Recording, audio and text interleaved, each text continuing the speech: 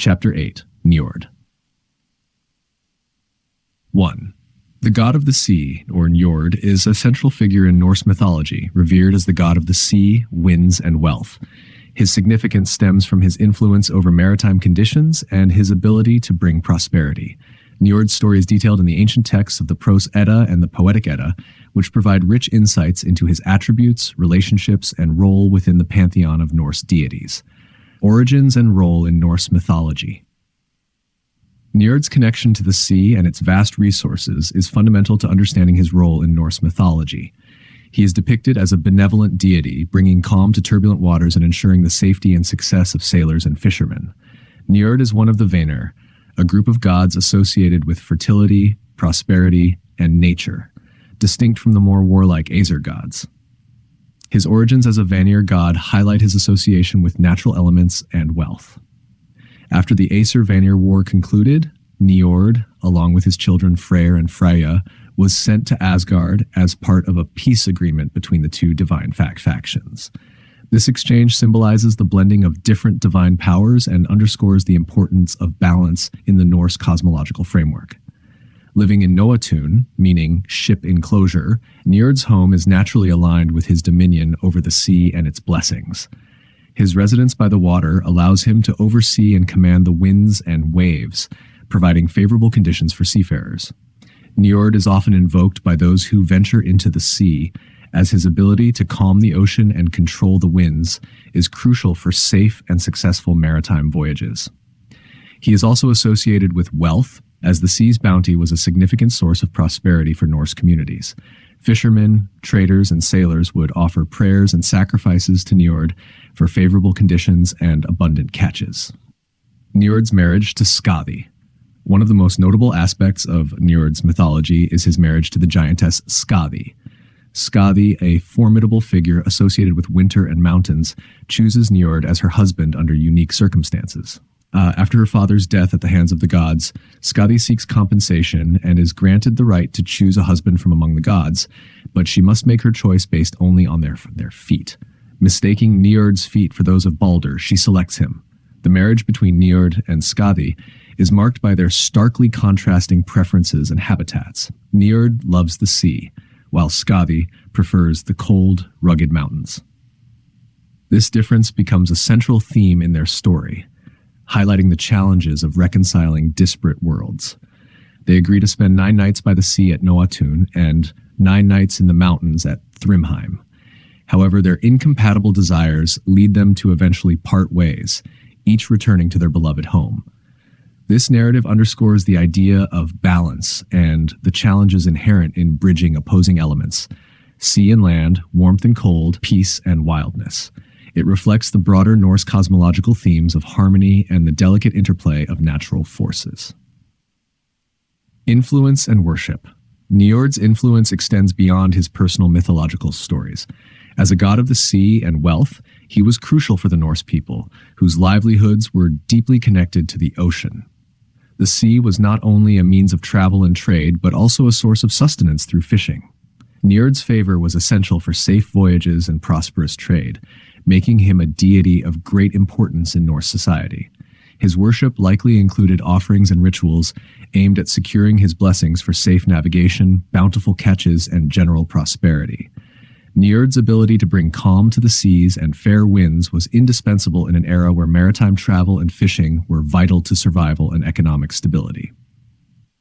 Source material: Prose Edda, Gylfaginning. Niörd in Noatun rules over the wind and calms the sea and fire.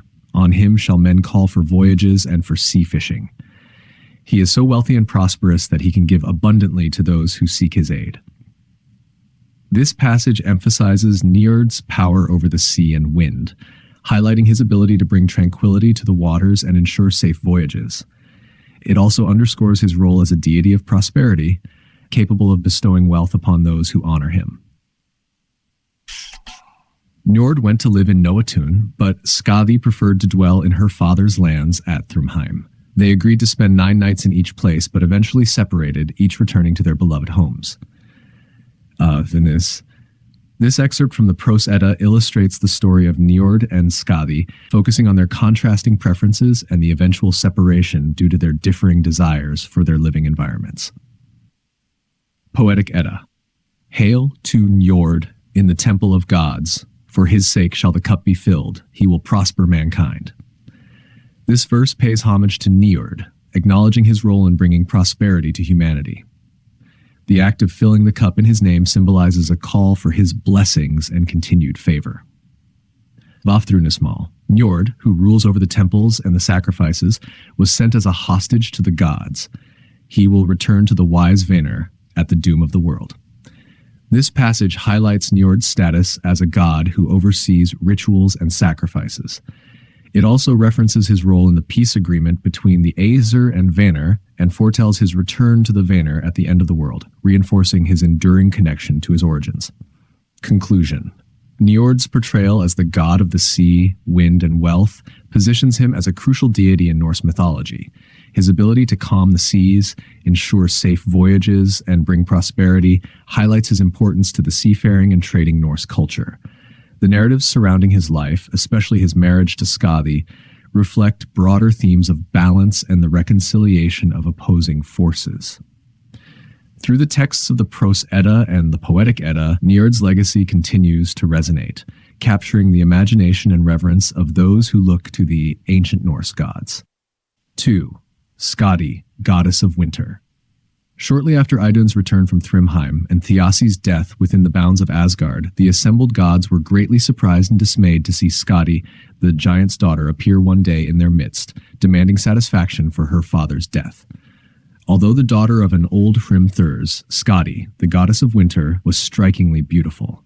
Clad in her silvery armor, with a glittering spear, sharp-pointed arrows, a short white hunting dress, white fur leggings, and broad snowshoes, she commanded attention. The gods could not but recognize the justice of her claim. Who will answer for the death of my father? Skadi's voice, as sharp and cold as the northern wind, echoed through the halls. Her icy gaze swept over the gathered gods, each one averting their eyes under the weight of her fury. Your father attacked us, Odin began, his tone conciliatory, but we acknowledge your right to seek atonement. We offer the customary wurguld as compensation. But Skadi's wrath would not be so easily appeased. I demand a life for a life, she declared, her voice unwavering. The gods fell silent, uneasy glances exchanged among them. They knew Skadi was not one to be trifled with. Loki, ever the trickster, saw an opportunity to lighten the mood and perhaps sway Skadi's heart. Let us try something else, he said, a mischievous twinkle in his eye. Fastening a goat to himself by an invisible cord, he began a series of wild antics. The goat, in response, mirrored his movements in the most absurd manner. The sight was so grotesque that soon the great hall rang with the laughter of the gods. Even Skadi, despite herself, felt her cold lips curl into a reluctant smile. Seeing this, Odin seized the moment. Look, he said, pointing to the firmament where two radiant stars now shone. We have placed your father's eyes among the stars to honor his memory. As further recompense, you may choose any of us here as your husband, judging only by our feet. Blinded by a silk cloth, Skadi was led to the center of the hall. The gods stood in a circle around her, each presenting their feet for her inspection. Her fingers traced over the shapes and textures until she found a pair of beautifully formed feet. These, she announced confidently, certain they belonged to Balder, the god of light, whose bright face had charmed her. When the blindfold was removed, she discovered to her surprise and chagrin that the feet belonged not to Balder but to Niörd, the god of the sea. A hush fell over the hall as she stared at her chosen husband. Skadi straightened her shoulders, her pride unyielding. Very well, she said, I will honor my choice. Despite her initial disappointment, Skadi and Niörd spent a joyful honeymoon in Asgard. The gods did their best to honor her, and for a time she was content. But soon Niörd took his bride home to Noatun, where the constant sound of the waves, the screeching of the gulls, and the cries of the seals disturbed Skadi's rest. One morning, after yet another sleepless night, she turned to her husband and implored him. I cannot stay here any longer, she said, her voice weary. The sea's cries wake me every morning. Sleep could I not? On my sea strand couch for screams of the sea fowl. There wakes me, when from the wave he comes, every morning the mew. Niörd, ever eager to please his new wife, consented to take her to her mountain home in Thrymheim. They agreed to dwell there together for 9 nights out of every 12, on the condition that Skadi would spend the remaining 3 with him at Noatun. However, when they reached Thrymheim, Niörd found the sounds of the mountains equally unbearable. The soughing of the wind through the pines, the thunder of avalanches, the cracking of ice, the roar of waterfalls, and the howling of wolves were all too much for him. Each night seemed longer than the last, and he counted the moments until their return to the coast. Am weary of the mountains. Not long was I there, only 9 nights. The howl of the wolves, methought sounded ill to the song of the swans. In the end, they parted ways, each returning to their beloved home. Niörd resumed his life by the sea at Noatun, while Skadi found solace once more in the rugged beauty of her mountain abode. Their story became a testament to the challenges of uniting different worlds and the compromises that love demands. Chapter 8, Niörd. The parting of Niörd and Skadi. The union between Niörd, the god of the sea, and Skadi, the giantess of the mountains, was an attempt to bridge their starkly contrasting worlds. However, the arrangement, though crafted with goodwill, eventually proved unsustainable. The story of their parting illustrates the challenges of reconciling fundamentally different desires and environments.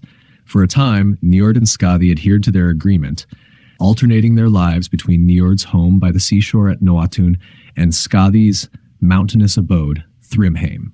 Niörd endured the long, harsh winters in the rugged mountains, while Skadi spent the summer months by the noisy and bustling seashore. Skadi often reminisced about her beloved mountains, her voice tinged with nostalgia as she spoke of Thrymheim. Thrymheim, it's called, she would say, where Thjassa dwelled, that stream-mighty giant. Thrymheim, the fortress of her father, the giant Thjassi, held a special place in her heart, filled with memories of her past and the crisp mountain air she so deeply cherished. As the seasons passed, their yearning for their respective domains grew stronger. Niörd longed for the soothing rhythm of the waves, the scent of salt air, and the serene expanse of the sea. On the other hand, Skadi's heart ached for the crisp, cold air of the mountains, the thrill of the hunt, and the solitude of her rugged homeland. R.B. Anderson, in his recounting of Norse mythology, captures their inevitable decision. They decided to part forever and return to their respective homes. The separation was a mutual understanding that their compromise could not bridge the deep-rooted pull each felt toward their natural environments. Freed from the constraints of their incompatible union, Skadi joyfully returned to Thrymheim. There, she embraced the familiar solitude and the thrill of the hunt. Armed with her bow and arrow, Skadi was once again at home in the vast wilderness, a skilled huntress thriving in her element. Pure bride of the gods. In her father's old mansion, the legends sing, celebrating Skadi's return to her true self and her beloved mountains. This return marked a reassertion of her identity and the deep connection she had with her heritage and the wild landscapes of Thrymheim. The tales of Skadi's life following her separation from Niörd vary. Some narratives suggest that she married Odin, the powerful Allfather, and bore him a son, Sæming, who would become the first king of Norway. This union between Skadi and Odin symbolizes a significant merging of winter's might with divine power, reinforcing her status and influence within the pantheon. Other accounts propose a union between Skadi and Ullr, the god of winter, who shares her affinity for cold and the wilderness. This partnership between two deities of winter embodies thematic harmony, blending their shared attributes and reverence for the colder aspects of nature. Regardless of her marital status in these varied tales, Skadi remains a revered and enduring figure in Norse mythology. Hunters sought her blessing for successful hunts, and winter travelers prayed for her guidance and protection on treacherous journeys across frozen landscapes. With her bow, and often accompanied by a loyal wolf-like dog, Skadi became a symbol of winter's fierce beauty and the resilience required to navigate its challenges. The story of Niörd and Skadi serves as a profound metaphor for the clash between opposing desires and the pursuit of individual fulfillment. Their initial compromise held the promise of balance, yet their ultimate separation underscores the importance of embracing one's true nature and finding harmony within oneself. It is a tale of two powerful beings acknowledging their differences and choosing paths that align with their deepest instincts and passions. 4. The worship of Niörd, god of the sea and prosperity. Niörd, a central figure in Norse mythology, is venerated as the god of the sea, wind, and fertility. His worship underscores the profound connection between the Norse people and the natural world, especially the elements of water and wind that were crucial to their daily lives and cultural identity. As the divine patron of sailors, fishermen, and traders, Niörd's influence extended far beyond the shores, impacting both maritime endeavors and agricultural practices. Niörd's role and attributes. Niörd is celebrated for his mastery over the sea and the winds. In Norse lore, he is portrayed as a wise and benevolent deity, often bringing calm seas, favorable winds, and abundant harvests. These attributes made him a crucial figure for seafarers and coastal communities, who relied on his goodwill for safe voyages and plentiful catches. Beyond his maritime dominion, Niörd's blessings are also sought for fertile lands and bountiful crops. As a god of prosperity, he represents the natural abundance and the vital interconnectedness of the elements that sustain life. Symbols and iconography.